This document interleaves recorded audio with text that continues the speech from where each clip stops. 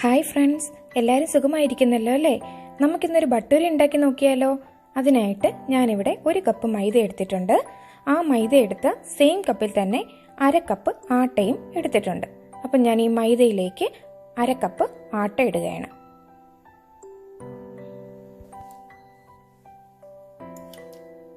ആ ആട്ടയിലേക്ക് ഒരു 1/2 ടീസ്പൂൺ പഞ്ചസാര ഇട്ട് കൊടുത്തു. 1/4 ടീസ്പൂൺ ബേക്കിംഗ് പൗഡർ ഇട്ട് കൊടുക്കുകയാണ്. ഇനി ഇത് നമുക്ക് നന്നായിട്ടൊന്ന് ഇളക്കി എടുക്കാം.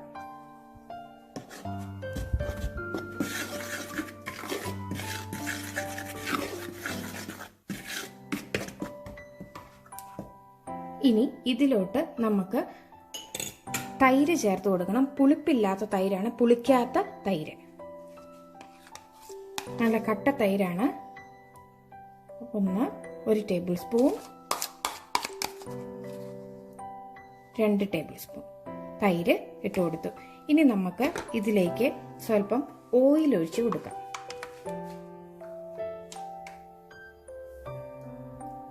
ഒരു ടീസ്പൂൺ ഓയിൽ ഒഴിച്ചു, 2 ടീസ്പൂൺ.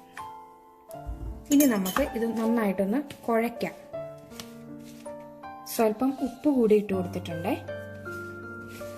എന്നിട്ട് ഇത് നന്നായിട്ട് നമുക്കൊന്ന് കുഴച്ചെടുക്കാം. ഇനി ഇതിലോട്ട് ഞാൻ ചെറു ചൂടുവെള്ളമാണിത്, മീൻസ് ലൂക്ക് വാം വാട്ടർ. ചൂടുവെള്ളം എന്ന് പറയാൻ പറ്റില്ല, ലൂക്ക് വാം വാട്ടർ ആണിത്. അധികം ചൂടില്ല. ഇത് നമുക്ക് സ്വല്പം ഒഴിച്ച് കുഴച്ചെടുക്കാം. ആവശ്യത്തിന് വെള്ളം ഒഴിച്ച് നമ്മൾ ചപ്പാത്തിക്കൊക്കെ കുഴയ്ക്കുന്ന പോലെ നന്നായിട്ട് കുഴച്ചെടുക്കണേ.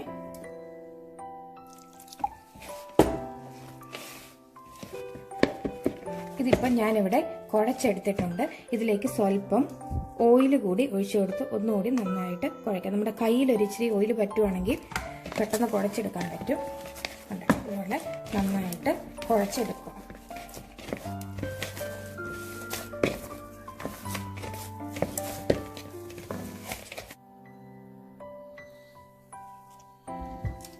ഇതിപ്പം ഞാൻ നന്നായിട്ട് കുഴച്ചെടുത്തിട്ടുണ്ട്. ഇനി ഇതിൻ്റെ മുകളിൽ എണ്ണ തടവി നമുക്ക് റെസ്റ്റ് ചെയ്യാൻ വെക്കാം.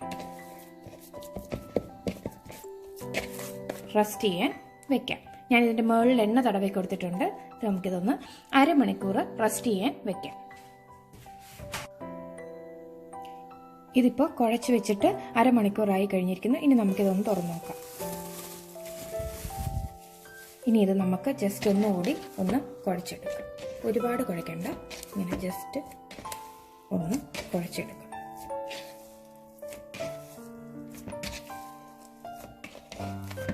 കണ്ടോ, നല്ല സ്മൂത്ത് ആയിട്ടുണ്ട്. ഇനി നമുക്ക് ഇത് ഓരോ ബോൾസ് ആയിട്ട് ഉരുട്ടിയെടുക്കാം.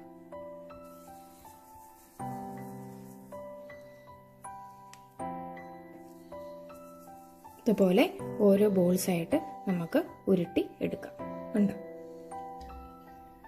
ഞാനിതിവിടെ ഇപ്പോൾ ഉരുളകളാക്കി ഉരുട്ടിയെടുത്ത് വെച്ചിട്ടുണ്ട്. ഇനി നമുക്കിതൊന്ന് ഓരോന്നായിട്ട് പരത്തിയെടുത്ത് ചുട്ടെടുക്കാം. അതിനായി ഞാൻ കൗണ്ടർ ടോപ്പിലേക്ക് സ്വല്പം എണ്ണ തേച്ച് കൊടുത്തിട്ടുണ്ട്. ഇനി ഇത് നമുക്ക് ആവശ്യത്തിന് എണ്ണ മാത്രം ഒഴിച്ച് പരത്തിയെടുക്കാം. പൊടി ഇടരുത് കേട്ടോ. ആവശ്യമുണ്ടെന്നുണ്ടെങ്കിൽ നമുക്ക് എണ്ണ ഒഴിച്ചാൽ മതി.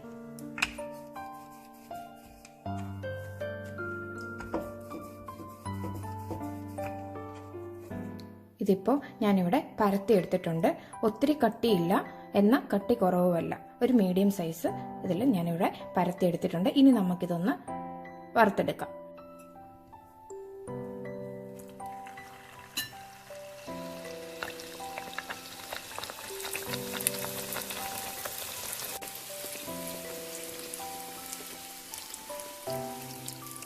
ഇതുപോലെ നമുക്ക് അത് വറുത്തെടുക്കാം.